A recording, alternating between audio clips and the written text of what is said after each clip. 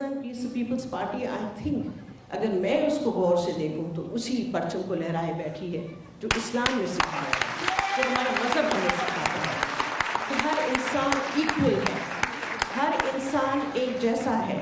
جب آپ نماز کھڑے ہو کے صفوں میں پڑھتے ہیں تو ایک ساتھ کھڑے ہو کے پڑھتے ہیں، یہ اسلام ہمیں بتاتا ہے، یا اللہ رب العالمین کی طرف سے ہمیں یہ تعلیم دی جاتی ہے کہ دیکھو ہر انسان ایک جیسا ہے، چاہے امیر ہو چاہے غریب ہو، لیکن ہر انسان ایک ہے، ہر مسلمان ایک ہے۔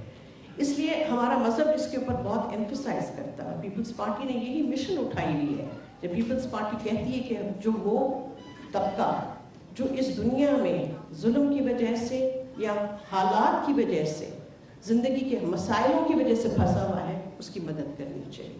تو اگر آپ اس کو اس صورت میں دیکھیں تو آپ کو بہت چیزیں سمجھ میں آئے گی۔ پاکستان پیپلز پارٹی کی جو فلسفی ہے، اس کی جو فلسفی ہے اور اس کی جو آئیڈیالوجی ہے وہ ہر انسان کے لیے ہے۔